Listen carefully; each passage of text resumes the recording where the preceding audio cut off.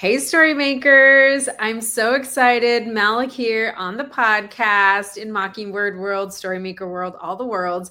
And we are here with Amy Montravadi. I'm so excited to introduce to you a mother, a writer, a theologian.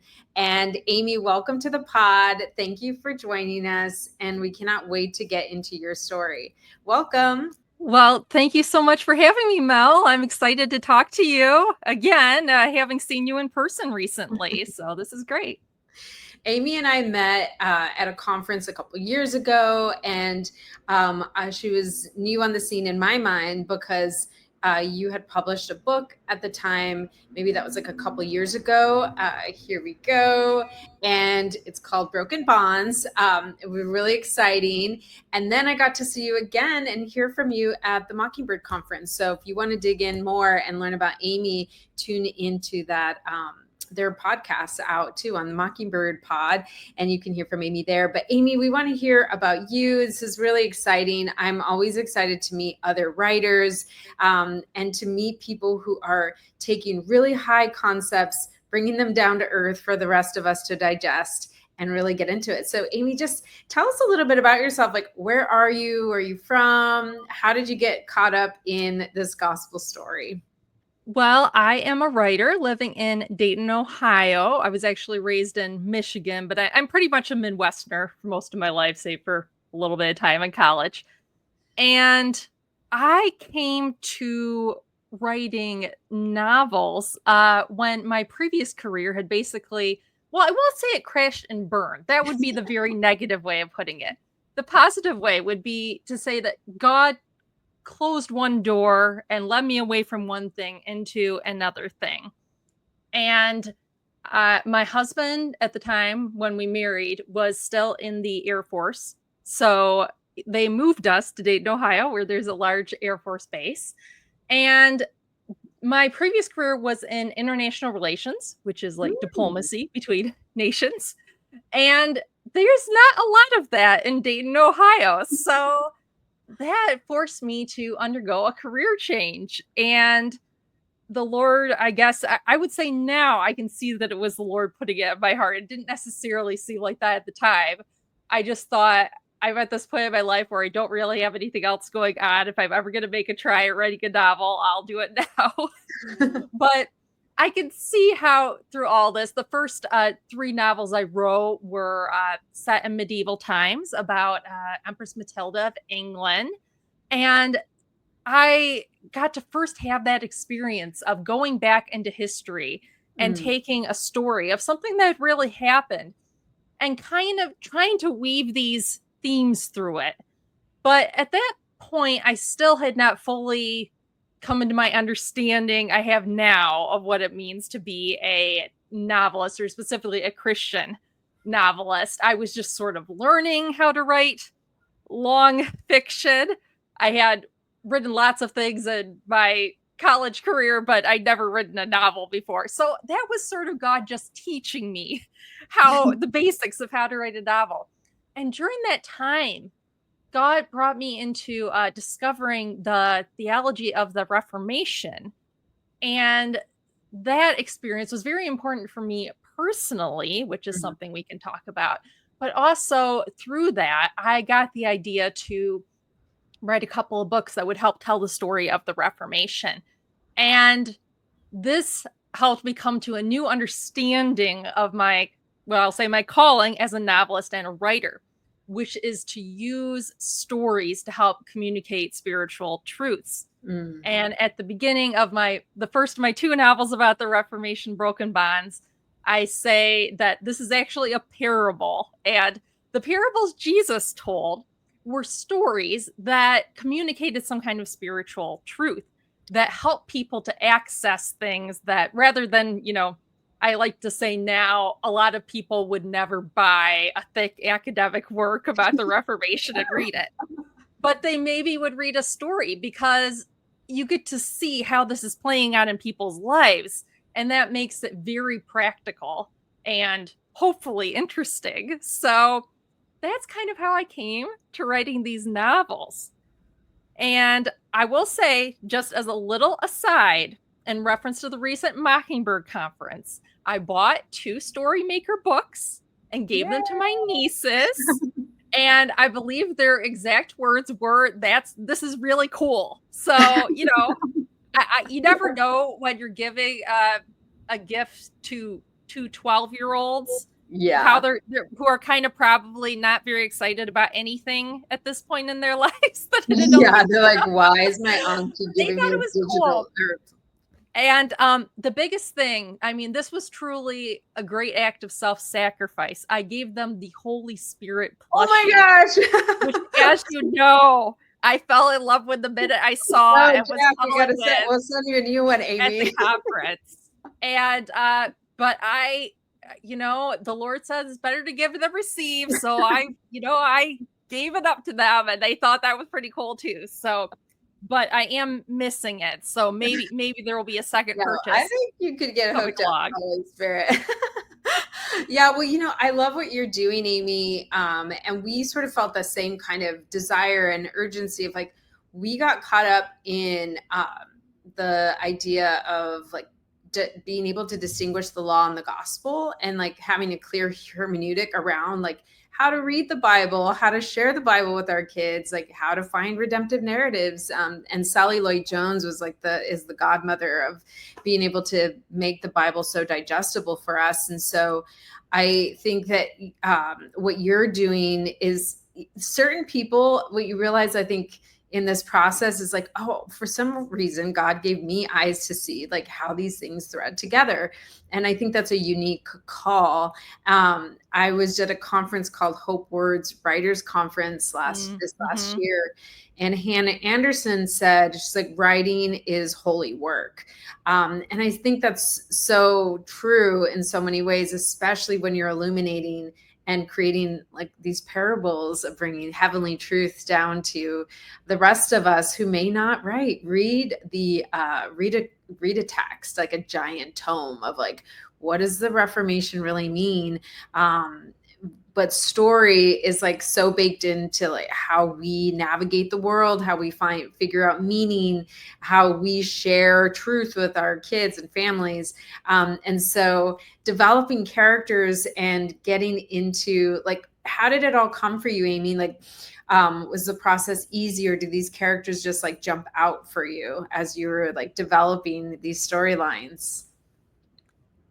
Well, in learning about the Reformation, that was when I first came to hear that Martin Luther and Desiderius Erasmus, these 2 great scholars, had this debate with each other over the issue of whether human beings have free will. Specifically, not free will about what we're going to eat for breakfast, but can we choose to do good things? Can we choose to follow God on our own without any extra grace or extra help? Are we just that intelligent that we can make that decision?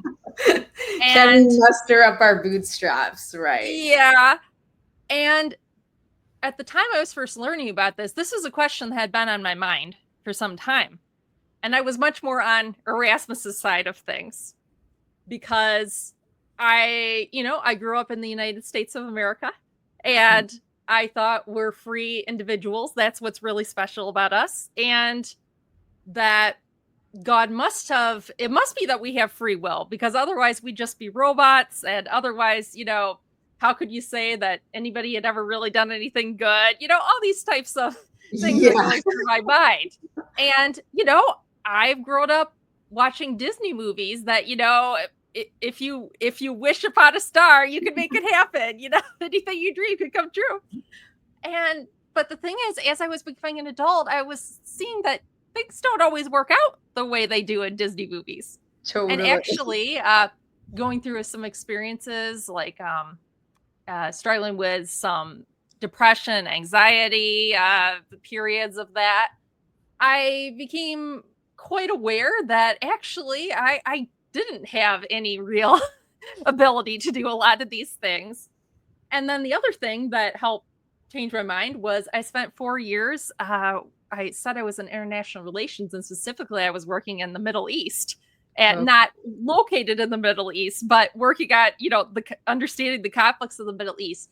And I noticed how generation after generation of people had tried really hard to make peace deals and to make everybody get along. And it seems like it just doesn't work. And sure enough, right now, even as we speak, people are bombing each other and shooting at each other.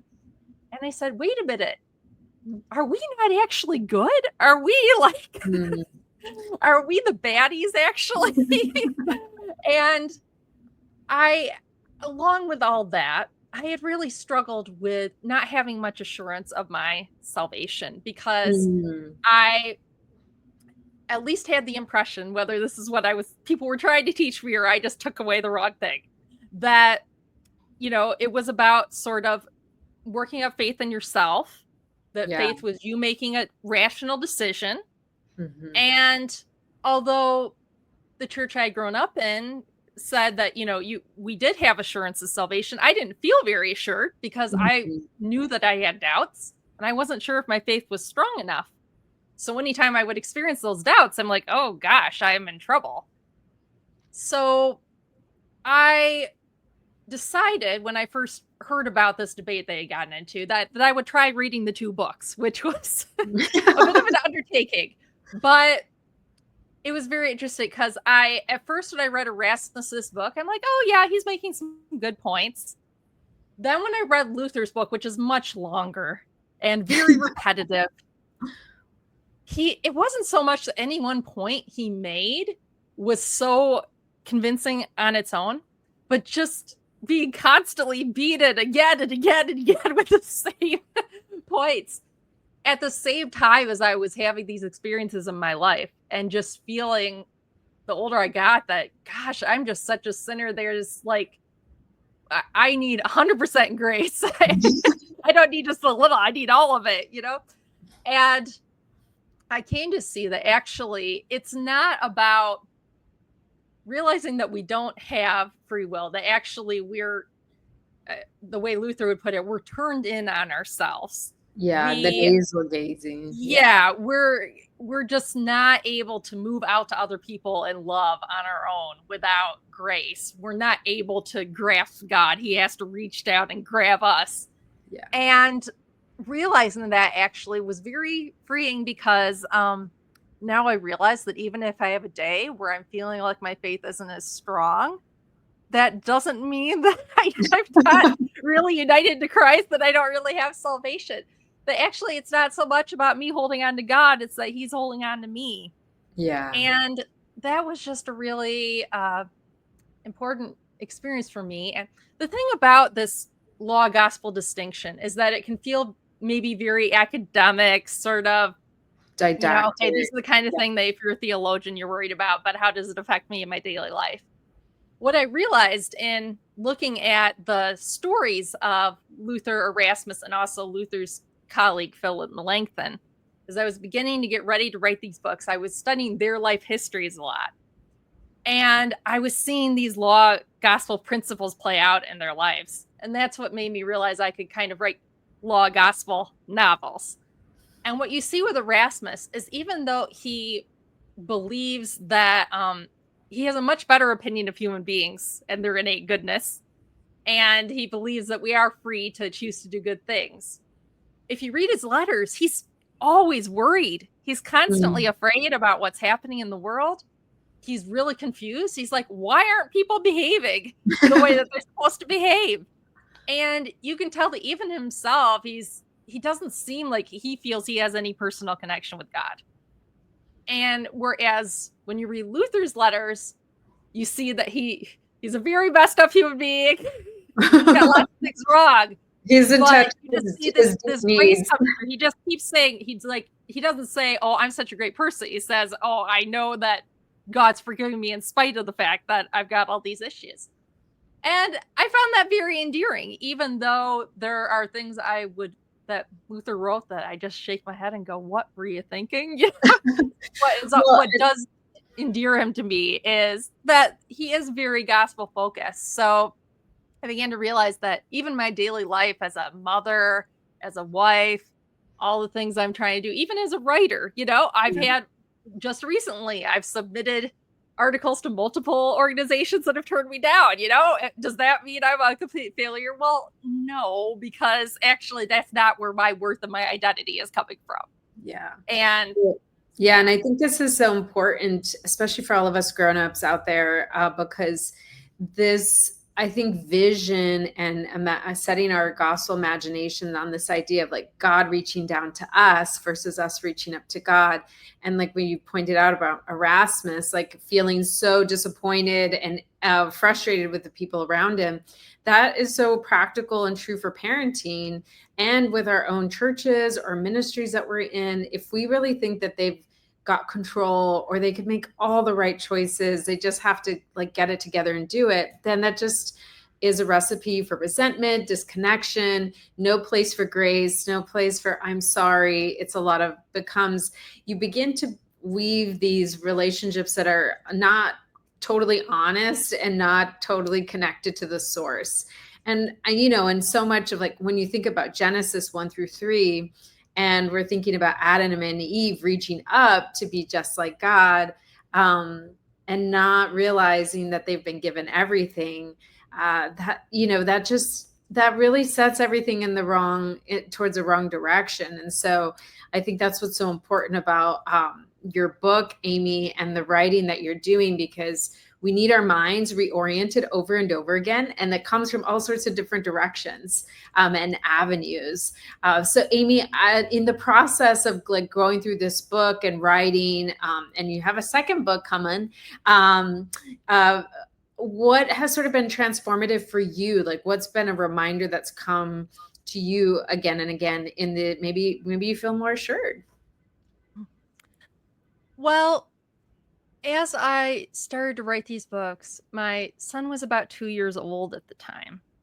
And we started to notice that there were some things about him that were a little bit different than other children.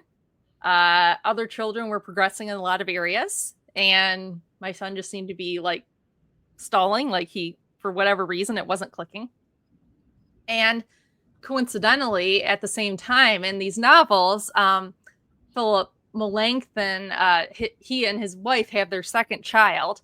And the second child, we know from some historical details, the second child had a complicated birth, and there were a lot of concerns about that child's development. Now, that child did end up doing okay. Philip Melanchthon Jr. Ended up, having a productive adulthood. But when he was young, there were a lot of concerns about him. And I was writing about that at the same time as I was starting to have concerns about my own son. And it turns out our son is autistic, pretty significantly so, in that he needs a more significant amount of support than some other people who have autism. And that he's very language delayed, and very delayed in social skills, other things of that nature. To the point that it's concern for his safety at times, to where we really feel like we don't know his thoughts and feelings as much as we wish. And parenting a child with some, I guess you could say, unique needs, I don't know how you want to put it, but it has made me realize my own inabilities as a mother, because I can do more and try harder, but I can't, there's no amount of therapies, there's no amount of anything that's just going to make this go poof and go away. In fact, I really liked in the most recent Mockingbird issue of the magazine, Stephanie Phillips, I believe it is, who is the parent of an autistic child as well, has written about the fact that for years and years, the way autism was treated was, we need to change your behavior to make it like normal people's behavior. Now, there are some behavioral things with my son that we do want to change. For example, sometimes he does things that hurt us, not seriously, not to injure us, but there are some things he does that could hurt himself or us. But there are other things that they're just different. And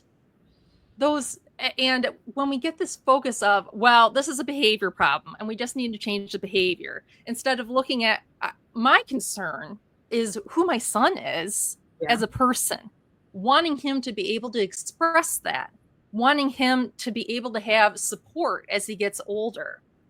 That is much more of a grace-based gospel focus, to realize that when my son is quote unquote misbehaving, it's not necessarily that he's just a stinker. He actually might not understand what I'm trying to tell him to do.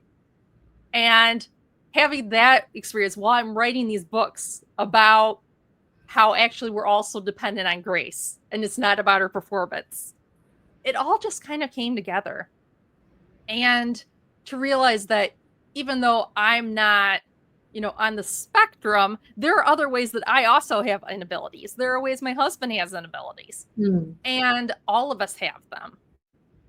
And how even something like parenting becomes so different when you get that, when instead of being a completely law-based parent, you become a gospel-based parent, because it's not just my son who needs the gospel from me. I need the gospel as a parent, because otherwise I'll be at the end of the day thinking, well, it's been a couple years in speech therapy and he's still not able to answer most basic questions. I guess I'm a failure as a mother. Well, no, because we understand that actually we have inabilities, and that's okay, because ultimately we are righteous in Christ. We're forgiven in Christ. We are treasured and valued and loved beyond what we could possibly understand. Having that confidence is what allows me every day to go through this journey of motherhood. And I think everybody, whether you're a young person or a very old person, you have things like that in your life that seem tragic in one way, but actually God is using those to show you how dependent you are on grace. And, I accept it as a gift for that reason. It's a very strange kind of gift, but I don't know that I ever would have realized my dependence on grace and been as able to show grace to others if I hadn't gone through this experience. And so that also helped me to understand one of the characters a little better as I was writing him in the book. So it all kind of came together like that. That's amazing. Well, one thing, I don't know if you know this about me, Amy, but I worked in behavioral health for like a decade. And you had mentioned that. Yeah. Yeah. In that period of time, my husband and I were in seminary, and we were learning about like the law and the gospel from Paul Zoll, and you're learning about like, do we have free will or don't we have free will? And how can we be compassionate with one another? And I realized too in my work, when you would go into spaces or into families or into church or school contexts, oftentimes the call to action was really like, can you make this person better, right? Reform them, just as like Stephanie was describing. That was like the goal and the approach. And what I realized in context of like this new theological framework, it's like, well, actually, like if everyone around in the environment shifts towards a grace forward approach, then right, you're discovering a curiosity, you're learning who they are. It's not about sort of these like check marks of, I hope, this is who they need to be or what they're going to be like. But really like getting curious and like, who is this person? And can I have a relationship with this person? And that's much more meaningful than a checklist. And I think the same is true for our kids. And right, children really form us. It's not just like these, I don't know, they're not these people that have just been given to us that we get to shape. But they also shape us too, because we're in a family, and families shape you, whether you like it or not. So it's like part of the whole process. And I think also this perspective, Amy, that you're sharing is so important, because we need to have an imagination that God is moving towards our kids over and over again, especially as they're moving through adolescence or young adulthood, and people feel really challenged by their young adults in their families, and they're not maybe looking or behaving in the way or have the life that your parents had imagined for them. And there's grace for that too. So I think that's really important, not just for us to like get it correct, but for us to be able to live and thrive in relationship with one another. So that's really amazing. And I think telling it in stories is super helpful. Amy, has there been a story for you in your own life that's kind of shaped you, or like sort of opened your eyes to see like, oh, God is moving towards me? Well, I'm sure there have been so many over the years, but one of the authors who has influenced me the most is J.R.R. Tolkien, which, I know that's not a very original answer, but he's maybe influenced me in a way that is a little less typical, which is that I really love some of his, not just his most famous works, The Hobbit and The Lord of the Rings, going back into a lot of his other writings, which tell like the earlier history of that same world. So the Silmarillion is the main one here. And if you go back in there, he tells all about this creation narrative, which I think it's sort of a thinly veiled allegory to how our own world was created that actually I feel helps me to understand the theology of creation. But then you see that this world is created, and then there's this big bad villain named Morgoth who's always trying to mess everything up. And you, at various times, the forces of good will defeat him and he'll be driven back, but then he'll, come back in some other form. And actually, even Morgoth at one point is finally defeated, but then Sauron, the villain in The Lord of the Rings, comes along. And the principle that Tolkien has here is he calls it the long defeat, which is that always evil is just sort of baked into the world. And we understand that as the sinful nature, the curse of sin on the world. Because of that, the things we do will always ultimately break down. Our abilities will always ultimately break down. And the principle that you find a little bit in Lord of the Rings, you see hints of it, but you really get in the Silmarillion, is that eventually God himself is going to have to step in to this situation to fix it, because otherwise he's going to have to recreate this world, because otherwise the evil's just going to still be there. You see that a little bit in Lord of the Rings, and there are hints that Frodo getting the ring and destroying it, that there was some other will at work that allowed that to happen. But this has been really helpful for me as I think about politics and about history, but also about my own life, because this is an idea that's very central, for instance, to Martin Luther's theology about salvation having to come from the outside. God has to become incarnate in the world through Jesus Christ in order to save us. And now in our individual lives, we need God to come in and save us, because otherwise, we might get a little better for a while, but we're ultimately going to be back in that same bad place. We're never going to have ultimate victory until God comes in and just makes a new creation in us. So that is something that, his fiction always really captured my mind. I'm not going to put my fiction up there on the same level as his. It's actually a very different kind of fiction. But in so many ways, he's just really influenced me. And I now see that a lot of Tolkien's ideas are coming from, for instance, St. Augustine, who lived 1,500 years ago. And there are even echoes with some of the Protestant reformers. There are echoes with all kinds of theologians. So, but I do appreciate that even in this grand myth that he's creating, you see that gospel principle kind of embedded quietly, because of course these books are not officially Christian books, but it's there if you know where to look for it. Yeah, I think to have lenses to see like the play of allegory and metaphor, and this image bearing nature that we have. So in all that we do, we are bearing, like, there is glory to God in some ways, and he's seen in some places, especially in story. And I was going to ask you, Amy, about like metaphor and allegory and like building your worlds. When you're in the process of like thinking about these worlds, like, are you like layering them? Do you know where they're going to land? Or is it just brick by brick by brick? Because of the specific type of historical fiction I'm writing, I don't have to worry about that quite as much, because what I have to do is research and find out what the world was like, and then I can just convey that. Now, there is obviously some that has to come completely out of my imagination, but not as much. If the Lord does allow me to write another novel beyond this. It will be a more original story. So I will have to do more world building kind of stuff. And maybe I will have more to report to you then. But I think that it's very helpful as you're doing these things to always think about what is serving the main purpose of the story. Even with the type of fiction I do, you have to think about this, because I do lots of research about all kinds of buildings and towns and people and what were they eating and what were they reading. And the temptation is to want to include all of that for the reader.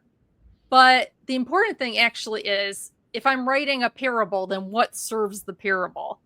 Yeah. And I kind of did put this in my disclaimer at the beginning of my first Broken Bonds, the first of my 2 Reformation novels.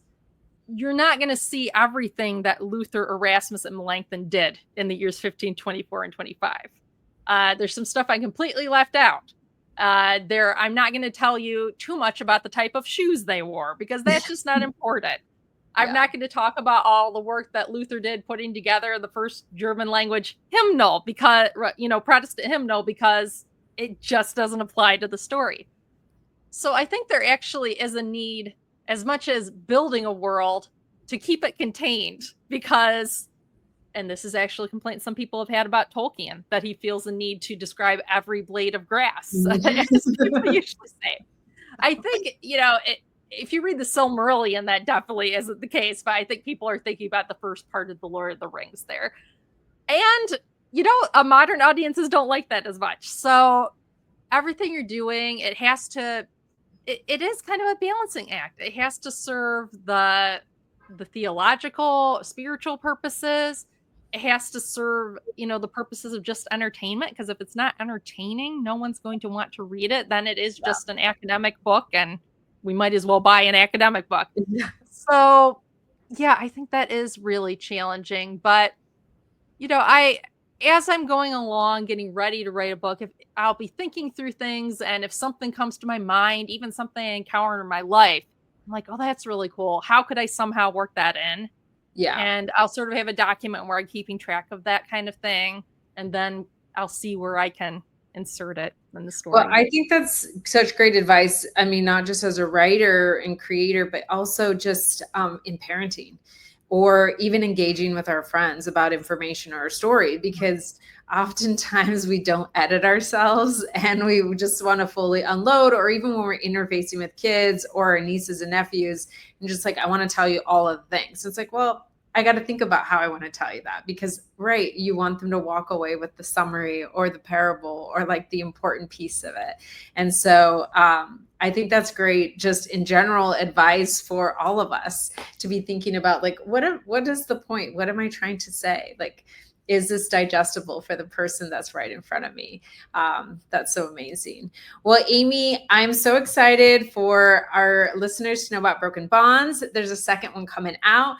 Do you have a Substack? Is there other places where people should go and find you? Oh, yes. I'm very much on Substack, amymontravadi.substack.com. And the second of my 2 Reformation novels, which is a direct sequel to the first one, it's called Face to Face, and you can pre-order it now on Amazon, coming out November 11th. Yeah. And beyond that, I write for 1517, and I also write sometimes for Mockingbird and other organizations. So, you'll see me around. But if you do subscribe to my Substack, I link to all articles published at other places each week in my posts there. So you'll get everything if you. That's amazing. There. Well, I think especially for all of us who love story, who are always seeking to reorient our imaginations and to get a reframe on like how God is moving towards us. I would say check out Amy's writing, subscribe and log in. And StoryMakers, you got to hear from Amy here, and we're so excited. So follow her along. Lots of love. Thanks, everybody.